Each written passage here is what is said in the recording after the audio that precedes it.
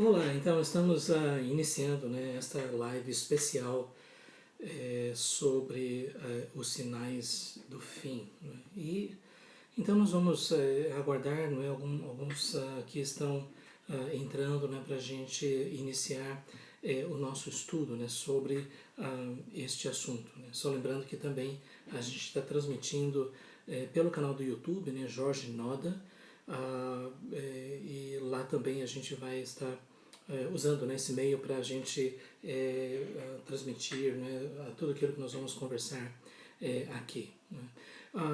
Bom, enquanto a gente está aguardando, né, aqueles que estão entrando, né, eu gostaria de lembrar para vocês na verdade também quando os outros chegarem, que a gente vai procurar fazer uma exposição do conteúdo e daí no final nós vamos dar um bom tempo para as perguntas, né? Então, ao invés de nós termos as perguntas durante o estudo, a gente vai fazer a exposição, mais ou menos uns 30, 40 minutos, algumas das principais questões, e depois então a gente vai abrir esse espaço para as perguntas, né? E aí a gente pode interagir bem sobre esse assunto, ok? Então, nossos irmãos estão chegando ainda, não é? E eu gostaria de sugerir que você apanhe a sua Bíblia, não é? Nós vamos acompanhar muitos textos bíblicos, é importante que você realmente procure verificar, não é? O nosso propósito aqui neste estudo é de tentar compreender um pouco a respeito do que Jesus ensinou sobre esse assunto. Não tem como a gente fazer um levantamento lógico de todas as coisas, não é? Quem sabe em outro momento até a gente possa aprofundar um pouco mais. Mas hoje a gente vai se deter basicamente no ensino dos evangelhos e aqui e ali talvez fazer algumas referências em outras passagens da Bíblia, não é? Mas o nosso propósito hoje é tentar ler e tentar descobrir algumas das principais questões, não é, que Jesus ensinou sobre os sinais os sinais do fim ou os sinais do fim dos tempos, não é? Então, eu creio que vai ser uma caminhada interessante, não é? Eu queria então, né, novamente lembrar, né, que você possa aguardar, né, a gente vai basicamente expondo e daí depois então a gente vai ter um momento de perguntas e respostas, tá certo? Então vamos fazer uma oração, vamos pedir que Deus esteja nos dirigindo nessa live, nesse momento de estudo da sua palavra. Oh Deus, obrigado, Senhor, por essa oportunidade, obrigado por esse momento que nós podemos ter e queremos pedir a Tua bênção, direção, sabedoria, que aquilo que nós vamos aqui compartilhar, refletir, possa ser significativo para a nossa edificação, o nosso fortalecimento espiritual. Oh Deus, suplicamos a Tua bênção sobre cada vida, nós te agradecemos em nome de Jesus. Amém. Amém, então, é, pessoal, eu gostaria já de primeiro fazer algumas observações introdutórias, não é? A respeito do nosso assunto, né? Porque nós estamos partindo do pressuposto, não é, que o ensino de Jesus é o nosso fundamento, é a nossa base.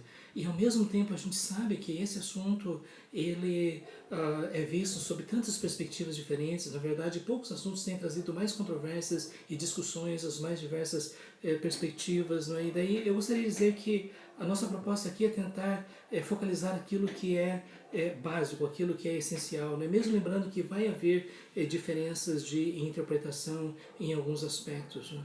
O nosso interesse aqui é muito mais de tentar refletir sobre essa questão dos sinais do fim. Não é? E talvez em outro momento a gente possa conversar mais, né, sobre as grandes questões relacionadas com outros aspectos, né, da doutrina do fim dos tempos, né, como nós vemos no ensino de Jesus e também dos apóstolos e o próprio ensino de Jesus no Apocalipse. Né. E uma coisa que eu creio que é importante já para nós colocarmos no contexto, até alguém está perguntando, né, se não está transmitindo no YouTube. Aqui me parece que sim, aqui está dizendo que está. Está vendo alguma dificuldade o pessoal do YouTube? Deixa eu só. É, aparentemente está ok aqui. Ok, então o que nós encontramos no contexto mais amplo do ensino das Escrituras é que Deus criou todas as coisas, Deus criou o ser humano se rebelou contra Deus, Deus prometeu a vinda de um descendente que seria o Salvador, e que esta promessa do Salvador foi uma promessa de um descendente, a promessa de uma semente. Essa promessa foi dada para Adão e Eva no início, essa promessa foi renovada em Abraão, Isaac, Jacó, depois na tribo de Judá, e da tribo de Judá veio Davi, e Deus fez uma aliança com Davi, como nós vemos lá no, no livro de 2 Samuel, capítulo 7, essa aliança que foi feita com Davi foi a promessa de um descendente de Davi que vai governar sobre todas as nações, e depois, através dos profetas, nós vemos essa promessa sendo feita. Não somente que o povo de Israel ele vai ser redimido, ele vai ser colocado em uma posição de glória, mas que, na verdade, esse evangelho vai alcançar todas as nações. Depois de 400 anos de silêncio profético, o povo ele aguarda pelo cumprimento das profecias,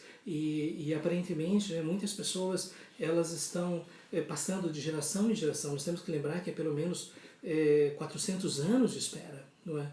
Então, desses 400 anos, muitas pessoas estavam dizendo como é que as profecias vão se cumprir, até que no tempo determinado, e nós temos relatos dos evangelhos, né, que Jesus ele se fez carne, o Filho de Deus se fez carne, habitou entre nós, e o nascimento de Jesus foi cercado de revelação, manifestação dos anjos, e uma confirmação de que aquilo que estava acontecendo era o cumprimento das promessas, das profecias que haviam sido dadas no Velho Testamento. E ainda assim nós temos que esperar um bom tempo, né, os 30 anos, até que então Jesus inicia o seu ministério terreno. E o anúncio do ministério de Jesus é: arrependam-se, porque o reino de Deus é chegado no meio de vós. João Batista estava dizendo: o reino de Deus está próximo.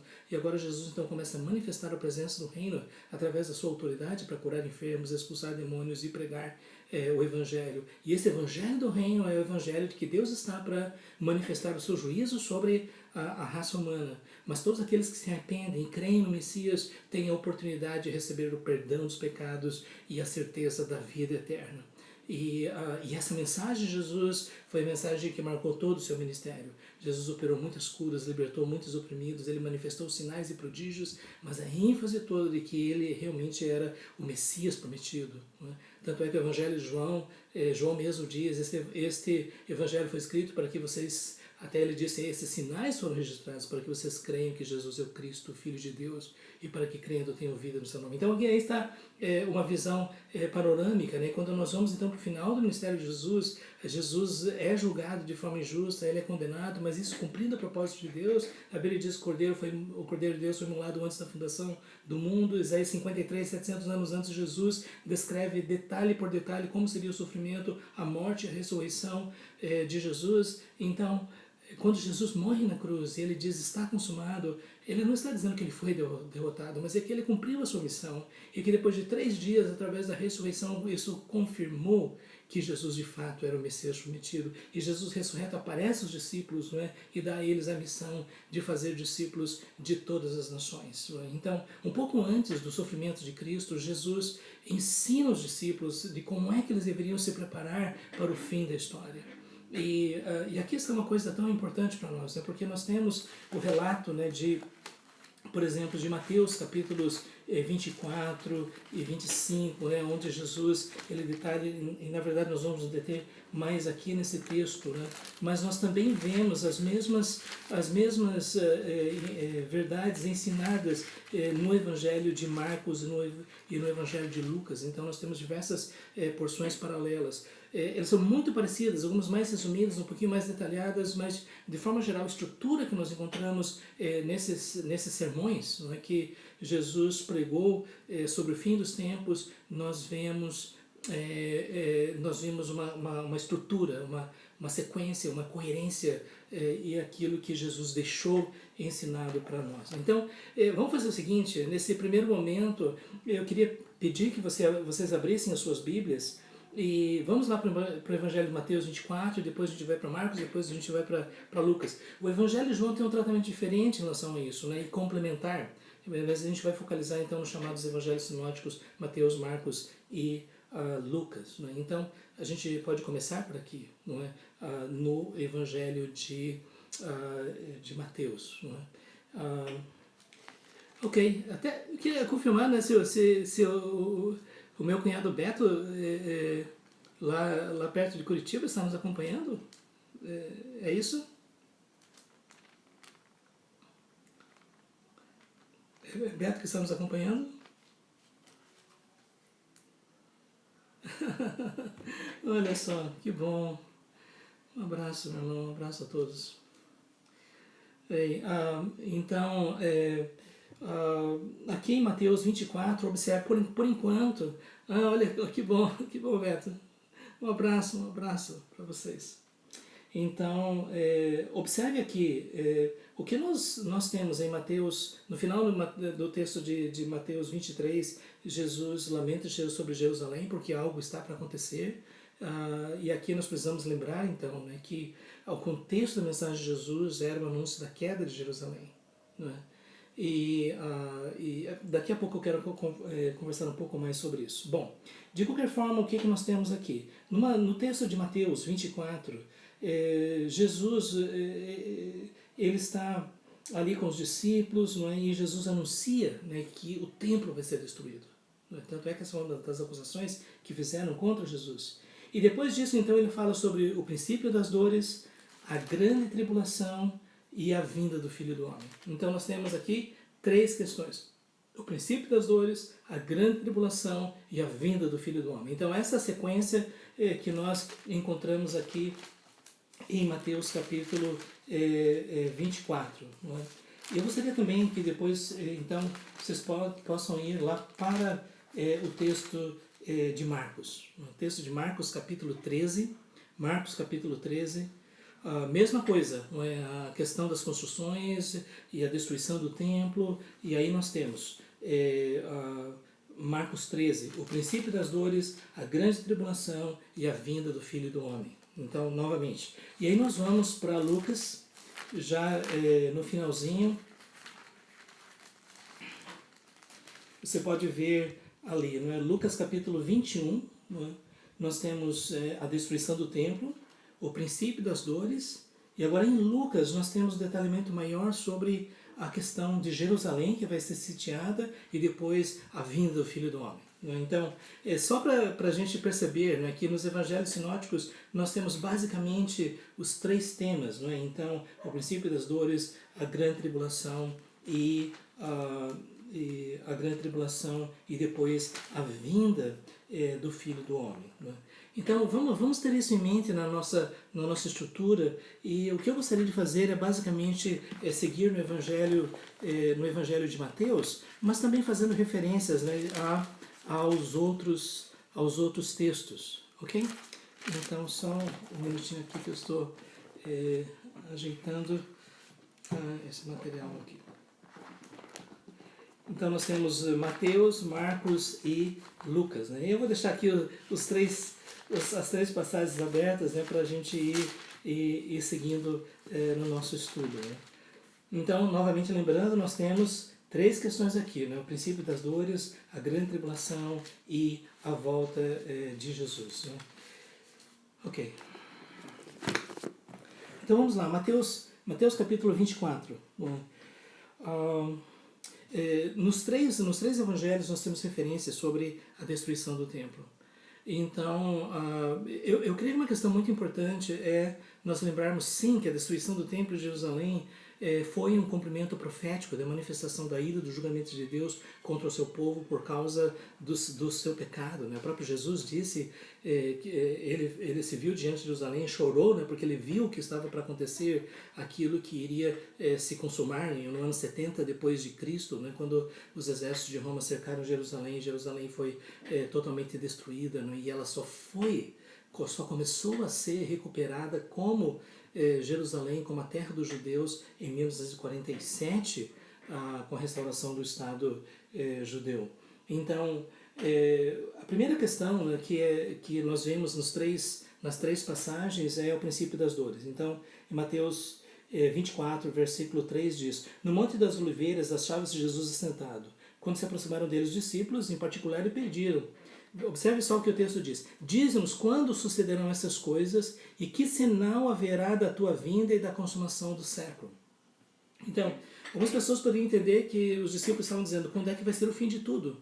Mas outros já dizem assim que os discípulos estão perguntando duas coisas. Em primeiro, aquela questão da destruição do templo. E em segundo, os sinais da vinda de Jesus. Então é isso que às vezes algumas pessoas discutem, não é se Jesus estava se referindo somente ao cumprimento da queda de Jerusalém ou havia mais coisas que deveriam se cumprir lá na frente. E Jesus disse, ele lhes respondeu, vede que ninguém vos engane.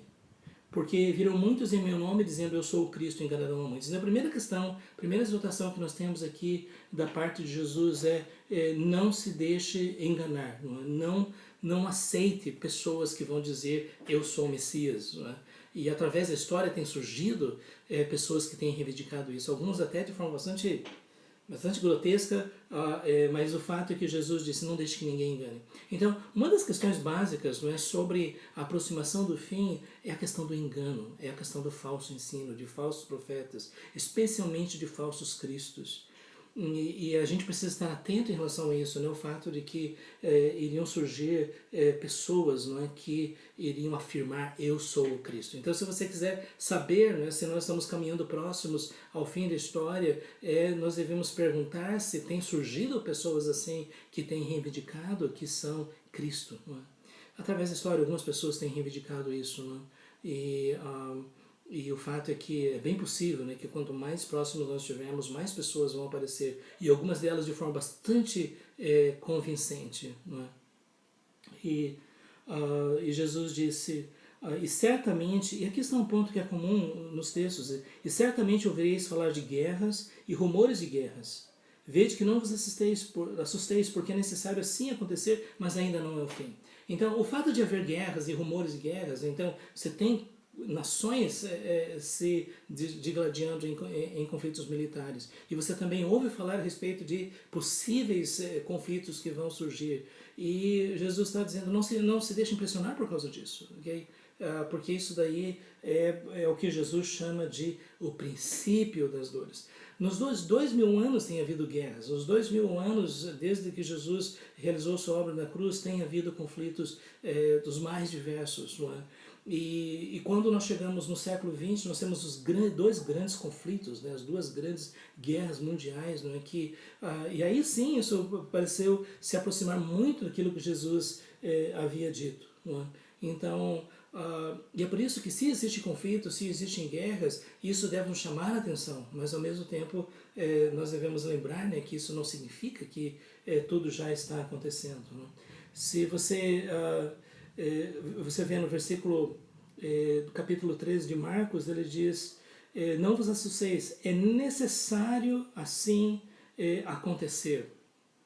Eu acho interessante essa expressão, é necessário assim acontecer, porque o que Jesus está dizendo é que todas as coisas precisam acontecer, elas fazem parte do propósito de Deus. Uma coisa que precisa ficar bem claro é que essas coisas não estão acontecendo porque Deus está nervoso, mas olha só que coisas estão acontecendo, mas porque mesmo a partir dos pecados dos homens, da violência, da guerra, ainda assim Deus está cumprindo o seu propósito. E quando Jesus disse é necessário assim acontecer, é necessário que Deus manifeste a sua ira, o seu julgamento em relação aos pecados dos homens. Isso fica muito claro depois quando a gente vai no livro de Apocalipse, não é?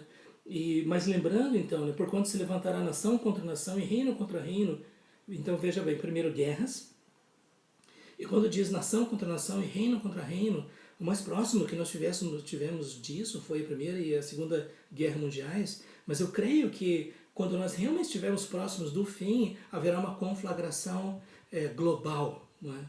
Mesmo a Primeira e a Segunda Guerra, por mais que tivesse o alcance, né, no mundo inteiro, mas, por exemplo, aqui nas Américas e tudo mais, não chegou a haver combates da Segunda Guerra Mundial. Não é?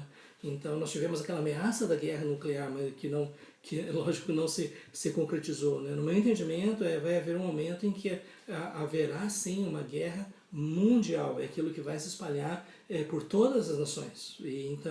E é por isso que a gente não pode dizer que ainda é o fim, mas de qualquer forma, quanto mais surgem conflitos entre as nações, mais nós ficamos atentos, né, de que tudo isso precisa acontecer, tudo isso precisa fazer parte da manifestação da ira e do julgamento de Deus por causa do pecado. Então isso precisa ficar muito claro no ensino de Jesus.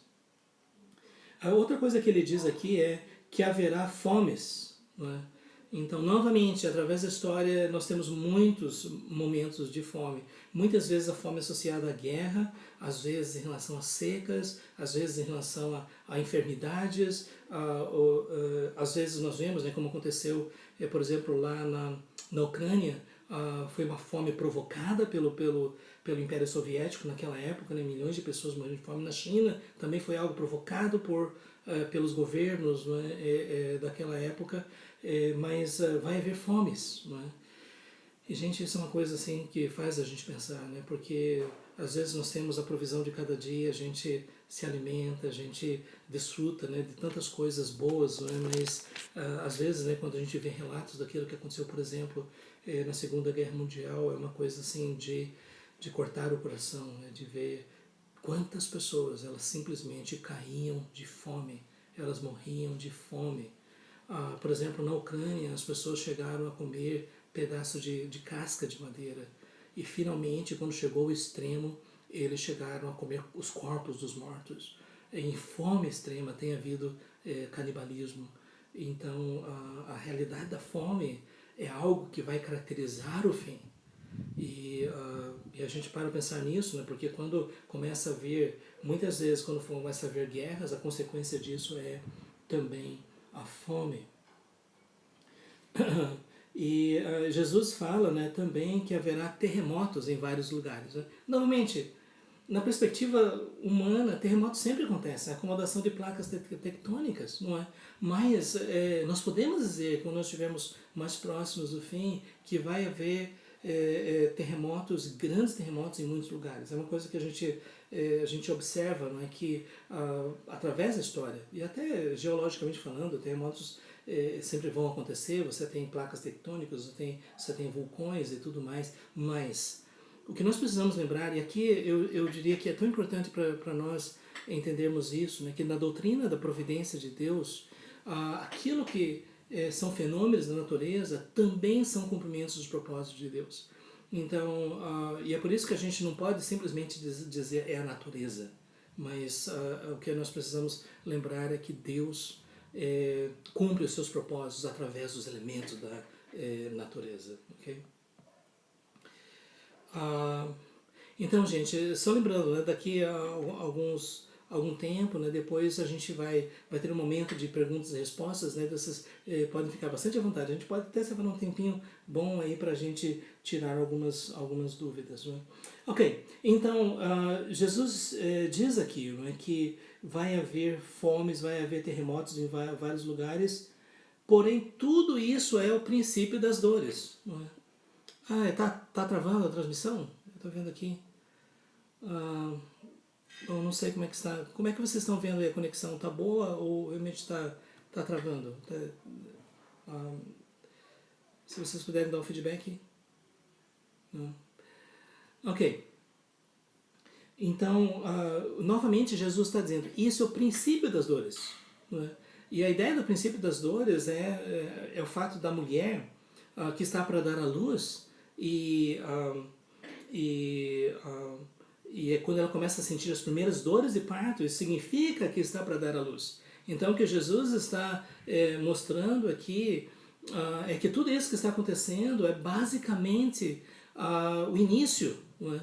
E às vezes até as pessoas perguntam, não é? Mas isso que nós estamos vendo hoje, né? Lógico que talvez muitos de vocês entraram aqui pensando, né, na situação que nós estamos vivendo hoje, essa questão de uma epidemia assim, sem precedentes no tempo mais recente, e como isso se encaixa, né, dentro do propósito de Deus. E eu digo assim, eu receio que algumas pessoas já estão se precipitando muito, né, dizendo, tá vendo, isso aqui já é o cumprimento, já é o fim, Jesus já está voltando. Interessante, né, porque Jesus disse que muitas dessas coisas são o princípio das dores. E Jesus não deixa claro quanto tempo vai durar o princípio das dores, mas que essas coisas que estão acontecendo devem nos ajudar a pensar, não é, em tudo isso que está acontecendo. Eu gostaria de fazer uma observação aqui no Evangelho, no Evangelho de Lucas.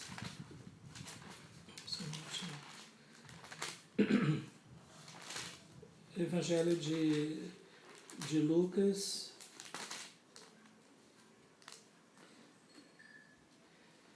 Jesus está falando que muitos vão dizer, sou eu, chegou a hora, e novamente Jesus menciona, necessário.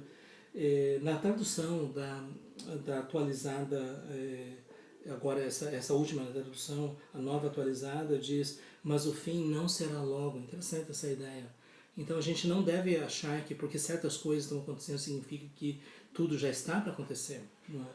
Nação se levantará contra nação e reino contra reino. Haverá grandes terremotos, epidemias e fome em vários lugares. Então é aqui em Lucas que nós temos essa menção sobre essa questão das epidemias. É dentro disso daqui. Então nós podemos dizer que epidemias elas estão dentro do contexto do princípio das dores. Não é? E nós sabemos na história, por exemplo, na Idade Média, a peste bubônica, não é, que dizimou uma parcela significativa da população. Nós tivemos a gripe espanhola, que aconteceu no início do século, logo durante e logo depois da Primeira Guerra Mundial, não é? E em outros momentos também. E a história humana é marcada disso. Né? Nós precisamos lembrar que, por exemplo, quando os espanhóis e portugueses e depois ingleses vieram para as Américas, uma parcela significativa da população indígena, ela não foi morta com as balas, algumas sim, mas uma boa parte morreu por causa de epidemias que aconteceram, porque eles não tinham anticorpos como os europeus tinham. E até algumas pessoas dizem que uma parte mais significativa do número de todos os nativos que morreram aqui, desde lá do Canadá até o Chile e tudo mais, uma parte significativa disso foi através de epidemias. Né? Então, isso tem acontecido através da história. Por isso que eu gostaria de mencionar isso, porque até algumas vezes as pessoas perguntam, né, como é que eu entendo, né, esse momento que nós estamos vivendo. Eu até às vezes digo assim, olha, se não for o princípio das dores, é o princípio do princípio. Não é? Se nós formos pensar assim que muitas outras coisas precisam acontecer. Mas, de qualquer forma, nós precisamos lembrar que Jesus chamou isso de o princípio das dores. Não é? Mas o próprio Jesus, lá em Atos Apóstolos, né, nós temos essa passagem que eu acho que é muito importante para nós nesse momento. Gente, eu creio que essa é uma dos conselhos mais importantes para nós. Não é? Em Atos Apóstolos, no capítulo 1, não é? Quando perguntaram para Jesus, Senhor, será esse o tempo em que restaures o reino de Israel? Atos capítulo 1, verso 6. Respondeu-lhes, não vos compete conhecer tempos ou épocas que o Pai reservou pela sua exclusiva autoridade, mas recebereis poder ao descer sobre vós o Espírito Santo e sereis minhas testemunhas, tanto em Jerusalém como em toda a Judéia e Samaria e até os confins da terra. Eu creio que essa exortação de Jesus é muito importante para nós. Não é da nossa competência conhecer tempos e épocas que o Pai reservou para sua exclusiva autoridade. Isso significa que Deus não quer que a gente tente desvendar mistérios numerológicos e datas mirabolantes e coisas assim para dizer que a gente sabe que certas coisas estão se cumprindo. Porque nós precisamos nos ater àquilo que Jesus ensinou, àquilo que foi revelado. E eu creio que isso é tão importante porque nesta época tem surgido muitas pessoas que dizem, olha, Deus me mostrou isso, Deus me revelou aquilo, Deus me deu um sonho, Deus me deu uma visão, eu creio que Deus está trazendo essa revelação para nós. E eu queria dizer, não vos compete saber tempos e épocas que o Pai reservou para a sua exclusiva autoridade. Então eu queria deixar uma mensagem aqui para os irmãos. Cuidado com esses áudios, esses vídeos, esses textos. Tem tanta gente que nesse momento quer se apresentar como pessoas especiais, pessoas que têm um canal especial com Deus e que estão trazendo uma mensagem para nós e que nós precisamos ouvi-las porque é a elas que Deus está revelando certas coisas e nós precisamos então prestar atenção porque Deus está usando essas pessoas para revelar isso. Gente, o que eu preciso lembrar, né, para cada um de nós precisamos lembrar disso. Jesus deixou para nós a revelação. Na verdade, se você quer saber totalmente, veja Apocalipse, né, porque Apocalipse significa revelação. E Jesus mesmo disse, se alguém acrescentar alguma coisa, se alguém tirar alguma coisa do texto, os juízos desse livro vão ser acrescentados na vida da pessoa. Então por isso que eu acho muito sério quando pessoas nessa época começam a dizer Deus me mostrou isso, Deus me revelou aquilo, eu tenho uma palavra profética para dizer para você, eu tenho uma revelação, eu tenho uma visão. A gente precisa tomar muito cuidado com isso. Por quê? Porque pessoas que estão acrescentando aquilo que Jesus já revelou estão correndo o risco de se exporem ao juízo de Deus por falar em nome de Deus sem que Deus tenha falado. E eu creio que isso é uma coisa tão séria, né? Porque hoje tantas pessoas estão usando esse momento, né, até mesmo para se promover, não é? E aparecer. Eles publiquem para o Brasil inteiro, digam para todas as pessoas, essa é uma revelação, esse é um sonho, é uma visão que Deus me deu. A gente precisa tomar muito cuidado com isso. Porque o próprio Jesus disse que surgiriam muitos enganadores, não é? E a gente está vendo que isso, de uma forma geral, realmente está se cumprindo. Não é? Então, ok. É por isso que o texto diz aqui, nesse tempo, veja no verso 9, então sereis atribulados e vos matarão, e sereis odiados de todas as nações por causa do meu nome. Jesus está anunciando a perseguição. E essa profecia foi tão importante, porque os cristãos foram perseguidos por pelo menos 200 e tantos anos pelo Império Romano. Primeiro pelos judeus, depois pelos romanos. Não é? Quando a gente para pensar, por exemplo, sobre a perseguição que possivelmente foi nessa perseguição que Paulo e Pedro foram martirizados, a perseguição de Nero, há questões históricas em relação a isso, mas possivelmente o que nós vemos é que o próprio Senhor estava preparando o seu povo para lembrar que antes da consumação das coisas haveria perseguição. E o fato é que através da história desses 2000 anos tem havido perseguição. É interessante que às vezes a própria instituição chamada cristã tem perseguido aqueles que seguem a Jesus. E também governos autoritários têm perseguido. E também religiões, né, como o islamismo, têm perseguido. E Jesus então está preparando o seu povo, né, para lembrar disso. Sereis atribulados e vos matarão. Sereis odiados de todas as nações por causa do meu nome. E aqui está, eu creio que uma questão prática muito importante para nós. É que nós juramos lealdade ao nome de Jesus. Ele é o nosso Senhor. O apóstolo Paulo disse, todo joelho se dobrará e toda língua confessará que Jesus Cristo é Senhor para a glória de Deus Pai. Então, o que nós precisamos lembrar é que nós estamos servindo ao Senhor Jesus e nós estamos proclamando o Evangelho em nome de Jesus e por causa disso, então, seremos perseguidos. Ok. Então, nesse tempo, muitos vão de se escandalizar, trair e odiar uns aos outros. E, gente, novamente, isso tem acontecido através da história, mas no meu entendimento isso vai se agravar no final da história. Não é? Então, eu creio que uma das coisas que vai marcar a proximidade da volta de Jesus é uma perseguição generalizada da igreja no mundo inteiro.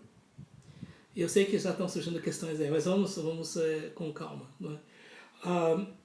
E aqui o texto diz que vão trair, vão odiar uns aos outros. Gente, através dos séculos, parentes de crentes têm entregado seus pais, seus irmãos. Existe essa história bonita, né, daqueles mártires que morrem louvando e cantando ao Senhor, mas também existe esse aspecto terrível, né, de pessoas que quando se veem acuadas, quando se veem na possibilidade também de serem torturadas e mortas, entregam seus entes queridos, e isso tem acontecido, mas que isso vai acontecer de uma forma muito mais generalizada no final da história. E aqui diz, e levantar-se-ão muitos falsos profetas e enganarão a muitos. Bom, quanto a isso, me parece então que a gente já está vendo um cumprimento bem significativo, não é? Porque neste mundo tem surgido muitos falsos profetas, muitas pessoas que deixaram de anunciar o Evangelho de Jesus, deixaram de ensinar sobre a salvação pela fé, a necessidade do arrependimento, deixaram de falar sobre a ressurreição dos mortos, o julgamento final, o céu e inferno, e que muitas pessoas hoje estão falando em nome de Jesus um outro evangelho, que não é o evangelho que Jesus deixou para nós. E isso de uma forma tão generalizada em nossa época, que quando alguém começa a ensinar o verdadeiro evangelho, algumas pessoas até estranham, você está falando sobre o quê? Arrependimento de pecados, verdadeira fé em Jesus, o sacrifício expiatório de Cristo. Hoje em dia a maior parte das mensagens é que Deus vai te dar vitória, que você é um vencedor, que você vai ter isso, você vai ter aquilo. E o fato é que Jesus disse, de que adianta o homem ganhar o mundo inteiro e perder a sua alma? Do que adianta você ter tudo do bom e do melhor nesta vida se você não se arrependeu dos seus pecados, não colocou sua confiança em Jesus como seu Senhor e Salvador? Porque esta é a mensagem do Evangelho. Então, uma das questões importantes é que os falsos profetas eles vão negar a realidade do inferno. E nós estamos vendo isso hoje. Tem pessoas que não dizem eu não creio no inferno, mas elas simplesmente não ensinam sobre isso, não pregam sobre isso, não mencionam essa realidade. Então, e esses falsos profetas, por causa disso, veja o que Jesus está dizendo sobre os sinais do fim. E por se multiplicar a iniquidade, o amor se esfriará de quase todos. Então, nós podemos dizer, né, que quando nós estivermos mais próximos do fim, vai haver uma apostasia quase que generalizada daqueles que dizem conhecer a Jesus. Não é? Então vai surgir uma época em que as pessoas já não vão mais amar o Senhor Jesus, já não vão mais pregar o Evangelho por causa do sofrimento, da tribulação ou por causa dos benefícios dessa vida. Essas pessoas vão deixar, não é, de confiar em Jesus. Se a gente for pensar nisso, né, nos termos do Apocalipse, isso significa, não é, que muitas pessoas que dizem seguir a Jesus finalmente vão seguir o governo do anticristo. Depois eu vou falar um pouquinho mais sobre essa questão. E quando Jesus diz o amor se esfriará de quase todos, então imagina só o que Jesus está falando aqui. Que nós estamos chegando numa época em que uma parte significativa de todos aqueles que dizem crer em Jesus vão se afastar. Mas ao mesmo tempo, veja um sinal importante aqui. E será pregado este evangelho do reino por todo o mundo para testemunho de todas as nações. Aí veja, então virá o fim. Ok? Então, se existe um sinal, não é, de que nós estamos próximos da consumação da história, do cumprimento final das profecias, será a pregação do Evangelho do Reino para todas as nações. Agora, uma coisa importante, né? O Evangelho do Reino. Não esse Evangelho que está sendo pregado hoje, mas o Evangelho de que Jesus é o Messias prometido, que Deus está manifestando a sua ira e o seu julgamento sobre a história, que Jesus vai retornar para estabelecer o seu reino. Esse Evangelho do Reino, ele vai ser anunciado para todas as nações, para testemunho de todas as nações. Uma coisa importante é que a palavra nações aqui não significa nações-estado, não como a gente pensa Brasil, Europa, Espanha, Alemanha ou coisas assim, mas são etnias, são tribos, pessoas que têm uma determinada descendência, não é, e que formam esses povos. Não é? Então as pessoas dizem, mas todas as nações vão ser alcançadas, todas as etnias sem exceção? Bom, a Bíblia diz que haverá salvos de todas as raças, povos, tribos, línguas e nações. Então, isso dá a entender de que o final da história vai ser marcado por um movimento de evangelismo e de discipulado em todas as nações. Não é? E veja bem, nós podemos dizer que isso tem acontecido de forma bastante significativa. E se a gente for pensar hoje sobre a questão da tecnologia, não é? Antigamente você não podia entrar em países fechados, não é? E existem países que fecham até mesmo a comunicação, a internet e coisas assim, mas muitas pessoas têm acesso à informação, muitas pessoas hoje têm acesso à verdade do Evangelho, não é? E então aqui está para mim, no meu entendimento, essa questão dos sinais do fim. Aí depois, então, o que nós observamos no capítulo 15, né, eu estou mais meio atento aqui em Mateus 24, diz, agora observe aqui, quando pois virdes o abominável da desolação de que falou o profeta Daniel, e aqui é que a coisa fica um pouquinho mais séria, não é? Nós já estamos 40 minutos, a gente vai seguir um pouquinho mais. No lugar santo, quem não entenda. Deixa eu só fazer uma observação aqui sobre essa questão da profecia de Daniel, porque muitos estudiosos concordam que essa profecia de Daniel sobre o abominável da desolação, ou o abominável é aquele que profana o lugar sagrado, o lugar de sacrifício, e e ele traz desolação, né, para o povo de Deus, muitas pessoas entendem que isso se cumpriu em parte com Antíoco Epifânio, mesmo antes da vinda de Jesus, e que depois isso se cumpriu em parte com a queda de Jerusalém, mas que ainda não se cumpriu plenamente, porque ainda nós vamos ver, e aqui esse é o meu entendimento, às vezes há pessoas que vão ter dificuldades em relação a isso, mas eu creio que essa profecia, ela é uma profecia com muitas outras na Bíblia que se cumprem parcialmente e apontam para o cumprimento final na história. Então eu creio que nós estamos aguardando o momento em que vai surgir o último império mundial e o último governante mundial, a última religião mundial. Esse é o meu entendimento. Há pessoas que têm dificuldades de entender dessa forma. Mas uma coisa que eu entendo aqui é que Jesus, ele está anunciando algo que se cumpriu parcialmente durante a queda de Jerusalém. Toda a linguagem que nós temos aqui descreve exatamente aquilo que aconteceu quando Jerusalém ela foi derrubada, né, pelos romanos depois de um cerco longo. Não é? E diz aqui, então os que estiverem na Judéia fujam para os montes, quem estiver sobre o eirado não desça a tirar de casa alguma coisa, e quem estiver no campo não volte atrás para buscar a sua capa. Ai daqueles que estiverem grávidas, das que amamentarem naqueles dias.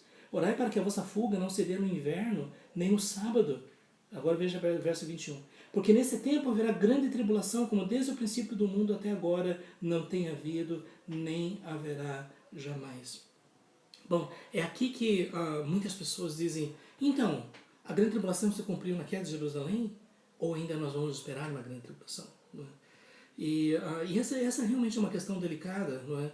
E o meu entendimento é que a queda de Jerusalém foi um cumprimento inicial e parcial daquilo que iria se cumprir de forma total no fim da história. Então, ainda a gente está para ver a conclusão disso daqui perto do retorno de Jesus, ok? Então, mas que se cumpriu de uma forma significativa. Para mim, a destruição de Jerusalém foi um evento profético, no sentido de que o povo de Deus, por causa da rejeição do Messias, eles realmente experimentaram o juízo de Deus. Não é? Mas que isso ainda não seria o fim. Né? Porque nesse tempo haverá grande tribulação. E quando diz não haverá jamais, o fato é que até eu já vi um pregador, né, dizendo realmente nunca mais aconteceu naqueles termos. Mas quando a gente lê Apocalipse, a gente percebe que ainda vai haver coisas muito mais intensas do que aconteceu em 70 depois de Cristo. Por isso que o meu entendimento é que a gente ainda está para ver coisas que vão acontecer no fim da história.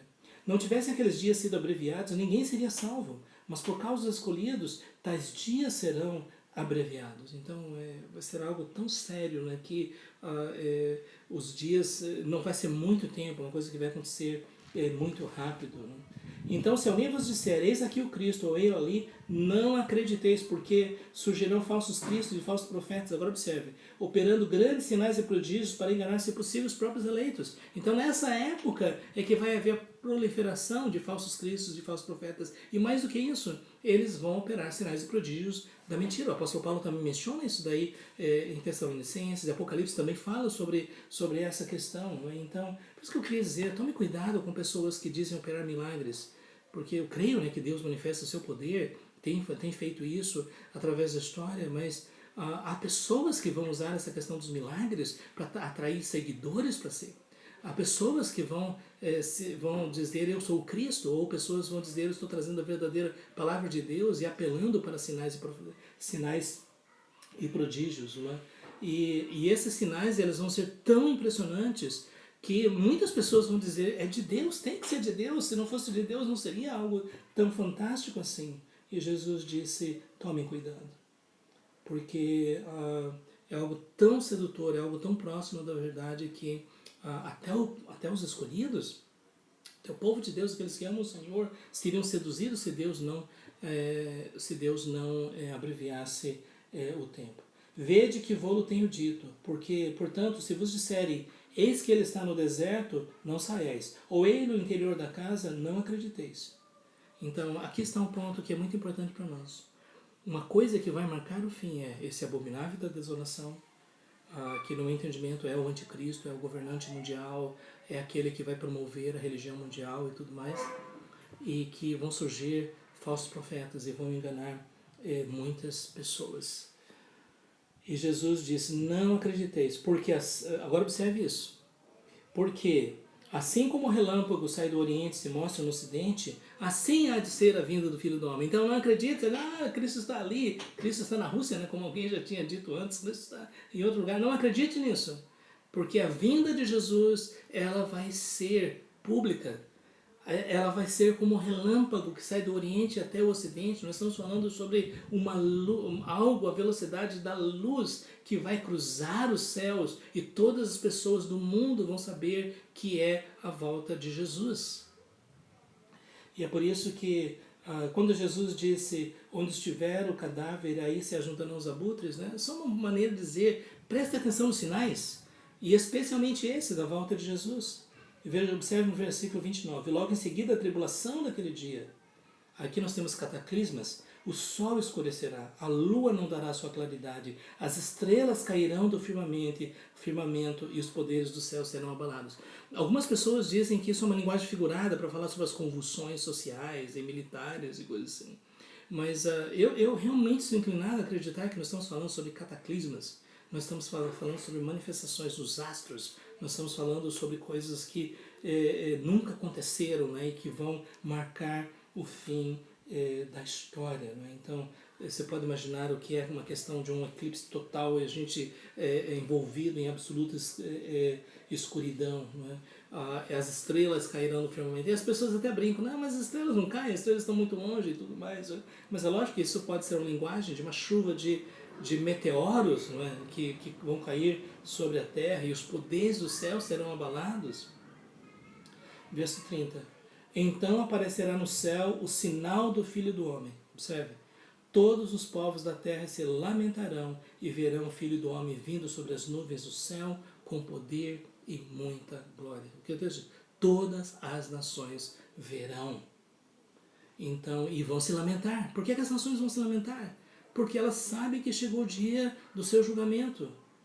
E ele enviará os seus anjos, com grande clangor de trombetas, os quais reunirão seus escolhidos os quatro ventos de uma a outra extremidade do céu. É nesse momento que todos vão ser reunidos. E a partir daqui, então, nós temos a parábola de figueira, nós temos a exortação à vigilância, a exortação a perseverar e servir ao Senhor. Então, gente, o que nós fizemos aqui é basicamente mencionar o que está escrito nos evangelhos sinóticos em relação aos sinais que vão marcar o fim. Deixa eu fazer algumas considerações aqui. Eu creio que é tão importante a gente se ater ao texto, porque eu tenho ensinado teologia através desses anos, e uma das coisas que eu tenho observado é que às vezes a gente se apega tanto às escolas, especulações e interpretações e tudo mais dos diversos autores, e simplesmente não vai para o texto. Né? E é muito importante não que a gente se apegue àquilo que está ali. E no momento em que nós fazemos isso, então a gente vai ter mais segurança de lidar com outras passagens e outras questões. Né? Às vezes as pessoas montam sistemas tão complexos e tão sofisticados de interpretação e às vezes nós perdemos de vista aquilo que está aqui de uma forma clara. Agora, gente, em termos da realidade para nós, é importante a gente lembrar disso, né? Que nós realmente cremos que Deus é o Senhor da história, nós realmente cremos que Jesus está para voltar de forma física, literal. E quando as pessoas dizem, onde é que está a sua vinda? Já faz over 2.000 anos, isso tudo é mitologia. Quando isso acontecer, as pessoas vão ver o Senhor voltando em glória. E eu creio que nós precisamos afirmar isso com toda a convicção. Não é? Eu fico pensando que às vezes, não é, Deus até permite essas coisas que nós vemos ao nosso redor para lembrar quem nós somos, em quem nós cremos, o que é a nossa fé e como isso deve moldar as nossas decisões, nossas prioridades, nossas escolhas, como nós vivemos a nossa vida. É exatamente isso que nós vemos depois nas aplicações que Jesus dá sobre todas essas coisas. Então, gente, eu creio que isso é tão importante para nós. Tomar cuidado com falsos ensinos, com falsos profetas, não é?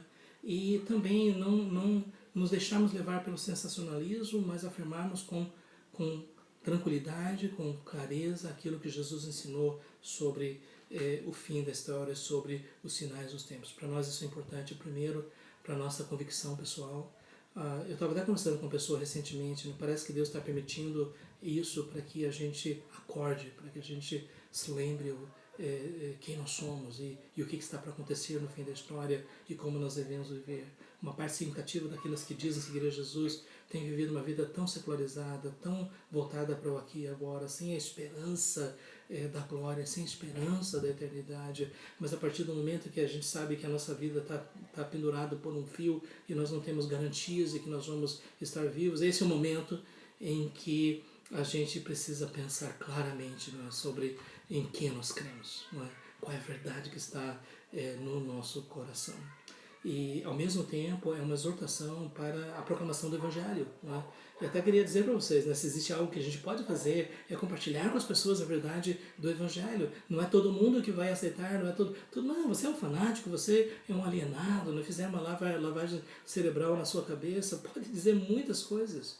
Mas o fato é que, quando Jesus voltar e a glória do Senhor brilhar, naquele momento ninguém vai poder dizer mais nada, porque vai ter uma comprovação visual, empírica, inquestionável, né, de que Jesus é real e que ele vai manifestar-se de uma forma que todo olho verá.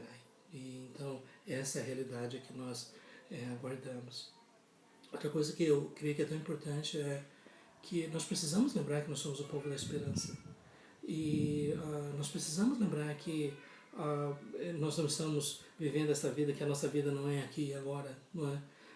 O próprio apóstolo Paulo diz, pensa nas coisas do alto onde Cristo habita. Nós devemos trabalhar, nós devemos produzir, nós devemos atingir os objetivos aqui, mas no final de tudo, Jesus disse, eu vou preparar para vocês um lugar. Não é? Então, essa é a nossa esperança, a esperança da glória. É isso que deve moldar a nossa vida, os nossos valores, as nossas prioridades, nossas escolhas, nossos relacionamentos, tudo que nós fazemos, porque nós somos o povo da esperança. Por isso que o livro de Apocalipse termina dizendo, o Espírito e a noiva dizem, Maranata, ora vem, Senhor Jesus. Essa é a nossa expectativa e é isso que deve moldar tudo que nós fazemos aqui. Eu costumo dizer que esse ensino que nós temos aqui é como se fosse algo que projetasse sombra sobre toda a nossa vida aqui no nosso presente. Você percebe as nossas convicções e é isso que vai definindo tudo aquilo que nós somos e como nós vivemos. Não é? Porque, e aí para mim está a grande aplicação, é que nós devemos viver na perspectiva da eternidade. Ok, gente? Então esse foi muito resumido, muito rápido, não é? Mas e a partir de agora, então, eu gostaria de abrir esse espaço, né, para quem desejar fazer perguntas, você pode teclar aqui, se alguém estiver nos acompanhando também aqui no YouTube. Já tem uma pergunta aqui, não é, que eu gostaria de responder. Mateus 24 fala do arrebatamento da segunda vinda para o início do milênio. Então, novamente, né, aqui já entra naquelas questões, né, sobre arrebatamento e milênio. Então, e aí isso exigiria uma outra hora de grandes discussões. Mas uma coisa que eu gostaria de mencionar, não é, e aqui com todo respeito, né, para aquelas pessoas que têm uma perspectiva diferente, mas você percebe que a linguagem do arrebatamento ela é colocada para o final, para o momento da volta de Jesus. Mas eu sei que há pessoas que dizem que isso daqui tem que ser colocado com outros textos que dariam a entender que primeiro vai haver um arrebatamento secreto e depois haverá um arrebatamento público. E aí o que eu tenho dito é, procurem analisar os textos, né, e verifiquem isso. No meu entendimento, até aqueles textos de 1º e 2º Tessalonicenses dão a entender de que o arrebatamento ele realmente vai acontecer no momento em que Jesus volta. Mas essa é a minha percepção em relação a isso. Mas o mais importante é nós lembrarmos, né, que se vai ser um arrebatamento secreto, se vai ser no fim, o mais importante é que nós tenhamos convicção a respeito da verdade do Evangelho. Então a pergunta aí, a igreja vai passar pela grande tribulação? Veja bem, novamente, ela tem passado através dos séculos pela perseguição. E daí algumas pessoas dizem, mas não está escrito lá em Apocalipse, né, que Deus vai nos guardar desse momento? Sim, Apocalipse diz até que o povo de Deus vai ser selado, mas não removido. Vai estar aqui, bem interessante, né, que há paralelos em relação à manifestação da ira de Deus no Egito, na época do Êxodo e Apocalipse. Não é? E o que nós vemos não é que o povo de Deus é removido, mas o povo está aqui, mas é guardado. E o que Jesus fala aqui parece que realmente nós vamos passar por um momento de grande perseguição. Apocalipse fala a respeito desses martirizados, né, de todas as nações. Não é? E aí eu entendo, né, que algumas pessoas dizem, não, de forma nenhuma, a igreja não vai passar pela grande tribulação. Eu respeito isso, não é? E ao mesmo tempo eu creio que é uma grande oportunidade de nós refletirmos a respeito de diversos textos. Eu tenho ensinado interpretação bíblica através dos anos, e para mim uma das grandes questões para mim é como é que nós podemos fazer justiça a todos os textos bíblicos, não é? Mas essa é uma questão que vai ser discutida indefinidamente, né? Por exemplo, John MacArthur, ele realmente acredita que a gente não vai passar pela tribulação. É um grande mestre bíblico, né? Já Donald Carson, um grande mestre bíblico, ele acredita que nós vamos sim passar pela grande tribulação, mas essas são questões que a gente pode conversar com irmãos em Cristo, não é? Mais perguntas? Alguma outra questão que foi levantada? Veja bem, nós temos aqui Urbana, tem uma dúvida na qual eu não entendo, não sei se a irmã está aí ainda, não é? Pastor, se permite uma pergunta. A Bíblia diz, crescei e multiplicai-vos. Como fica esse conceito em meio a tudo que está por vir? Então, Deus deu esse chamado para que a terra fosse cheia dos seres humanos, né, para proclamar a sua glória e tudo mais, não é?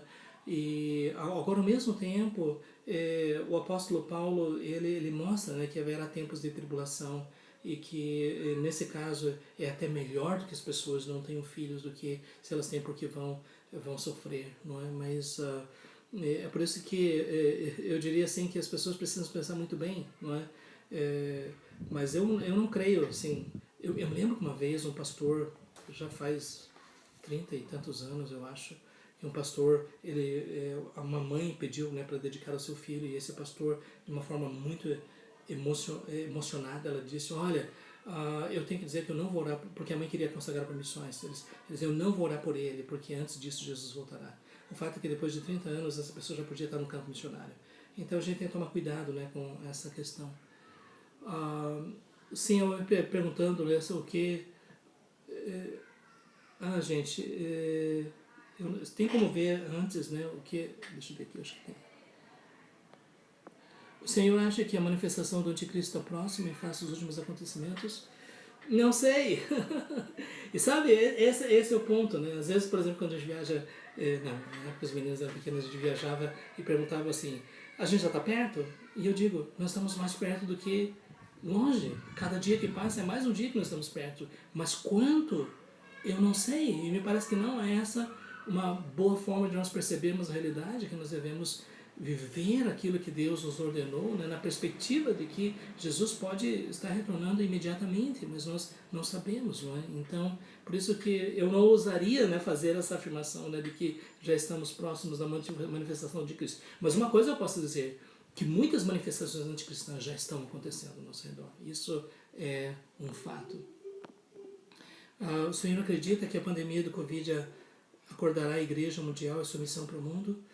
Eu gostaria que fosse real. Eu não sei se é isso que vai acontecer. Eu ainda não estou vendo esse tipo de manifestação. Posso estar equivocado em relação a isso. Muitas pessoas estão orando, muito mais preocupadas com seus empregos, o fato de que não vão preservar o seu trabalho, a sua renda e tudo mais. Né? Eu não estou vendo muito ainda manifestações nesse sentido da eternidade, manifestações no sentido da vida eterna e da missão. Mas eu espero que sim, eu espero que esse seja o momento que Deus faça isso, que Deus possa estar acordando a igreja. Não é? É uma pena, né, que infelizmente hoje, nesse momento, a igreja, eu digo assim, de forma geral, não tem conseguido dar um bom testemunho. Às vezes brigas sem sentido, às vezes ensinos tão distorcidos e materialistas, então é uma pena que a gente vê isso, mas quem sabe esse é um momento. Também é uma pena, né, que muitas pessoas que dizem ser cristãs, mas não testemunham, não demonstram um verdadeiro testemunho cristão e que acabam se projetando e acabam dando uma ideia errada do que significa seguir a Jesus. Ok. Então, o pessoal dizendo aqui, né, que esse mandamento de crescer já foi atingido, né? Não sei, se Jesus não voltar logo, ele vai continuar sendo cumprido ainda por algum tempo, não é? Ok, nós temos aqui Lourenço, né, do Ceará, né, que estava no Consciência Cristã, no debate sobre escatologia. Né? Qual seria o melhor livro na perspectiva pré-milenista histórica? Bom, eu diria que é o comentário de Grant Osborne de Apocalipse. Eu acho que é o melhor material, porque o que ele faz? Ele faz o levantamento das diversas posições, dos diversos autores, ele analisa ponto por ponto e tudo mais, e faz a sua avaliação. Eu acho que isso é muito importante, porque simplesmente afirmar uma posição sem mostrar quais são os argumentos e respeitando os argumentos, acaba não sendo muito produtivo. Então, para mim, apesar de não concordar com algumas coisas de Grant Osborne, mas o comentário dele em Apocalipse é um dos tratamentos mais honestos que eu já vi sobre essa questão da perspectiva, não somente da escatologia, das outras